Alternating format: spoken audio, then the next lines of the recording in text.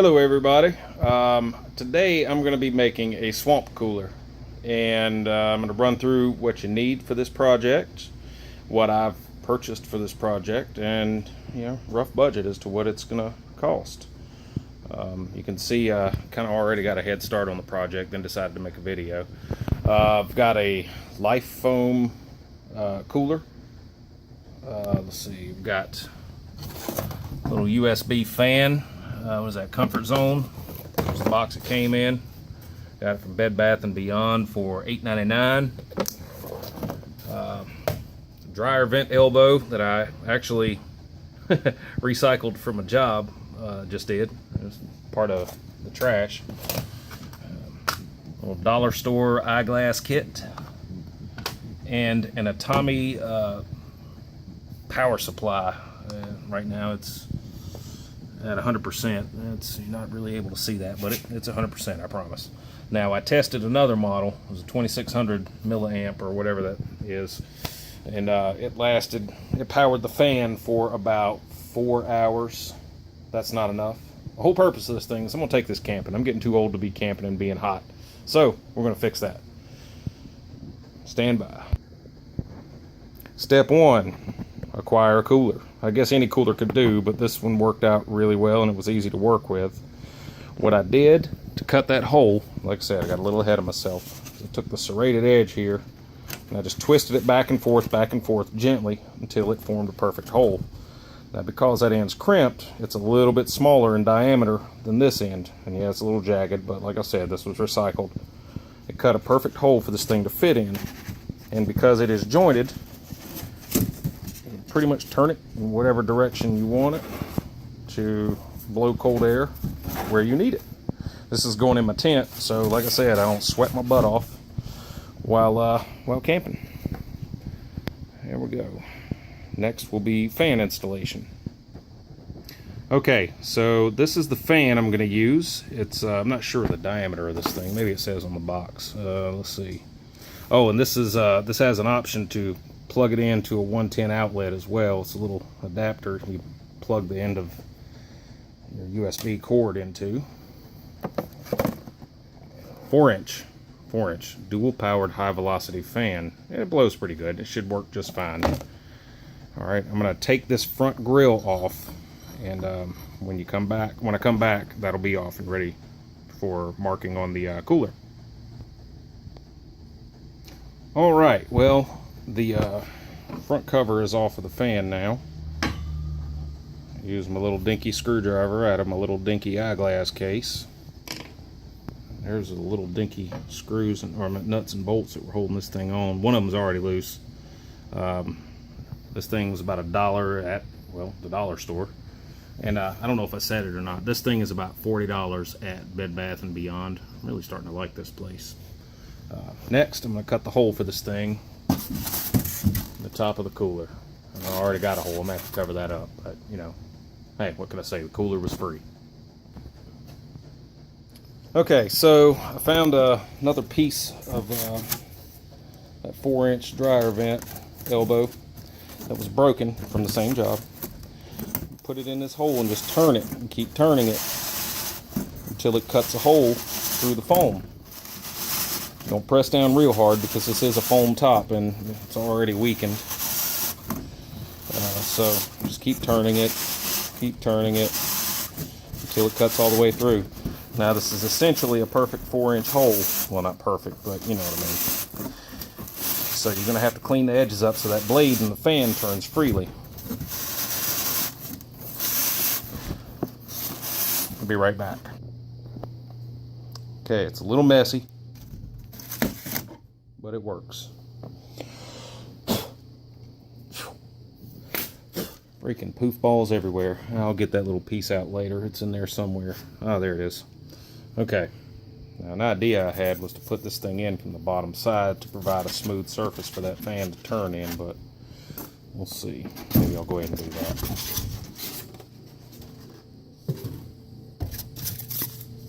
Well, like I said, it's not a perfect circle, but it's close enough. Close enough for government work, as they say. Just fit that thing in there. I don't know if this is going to work or not.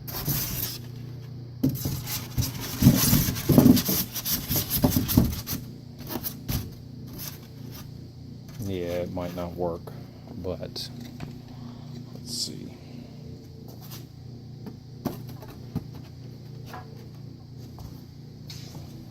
Hold on. LOL. Apparently it works, but it's a noisy... Ah, there we go. I guess when centered perfectly, it'll work just fine. I'm feeling a little bit of side draft here, but nothing really major. What I can feel is air coming out of there. Like gangbusters, man. That's good stuff. Okay, so that might be a good element to work with, but then again, maybe not.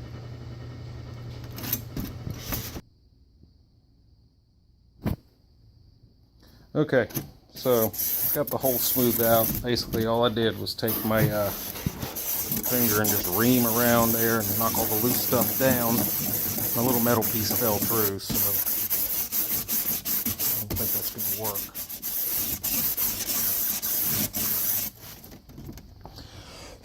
That's the beauty of these little coolers, man. They just come right apart. But anyway, let's give it a try without. Looks like we got clearance. Clearance.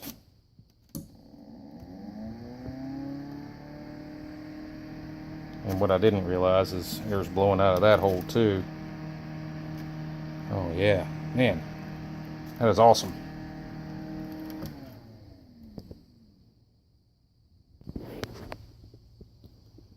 Okay, so a couple of new elements. Nails, siding nails.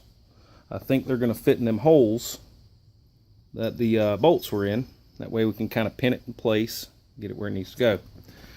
And thermometer registering 70, 74, 78 degrees, 76, something like that. Hell, I don't know.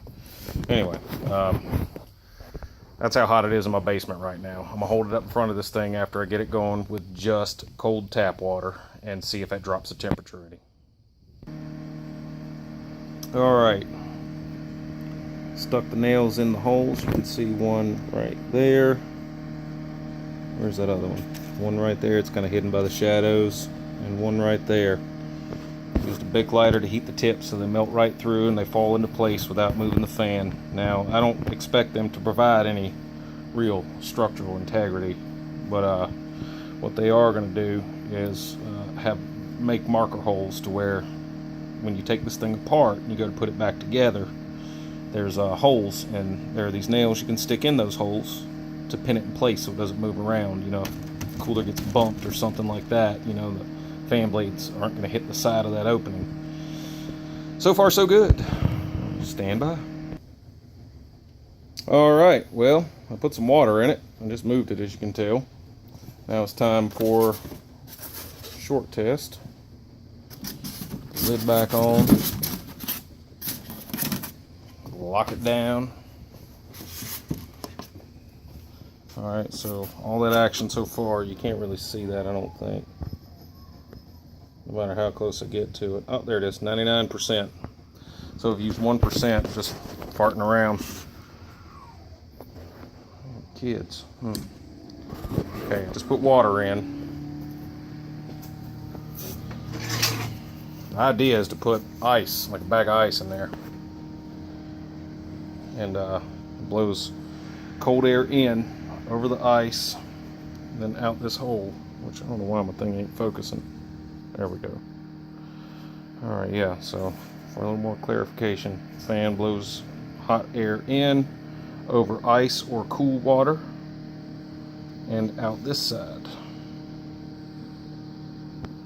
And right now, where's the damn thing at? Oh, there it is. Okay, so right now we're at 76 degrees. I just turned it on, so I'll come back in a few minutes and see where it is. Okay, so I discovered my battery is dying, so I've got this cable plugged into this thing as well. and it's going to suck power out of it a little faster. But that's one of the beauties of this little unit here too, is you can charge two things or operate two things. So I'm operating the fan and charging my phone. It only took me a minute to go up and get the charger. In the meantime, I thought I would do some redneck engineering and see if I can't come up with a little thing to hold this thing up so I don't have to stand down here and hold it. We are already down to nothing. It hasn't changed one bit. I suppose with ice it would blow colder, but like I said, this is merely water. It feels cool, but that could simply be circulating air.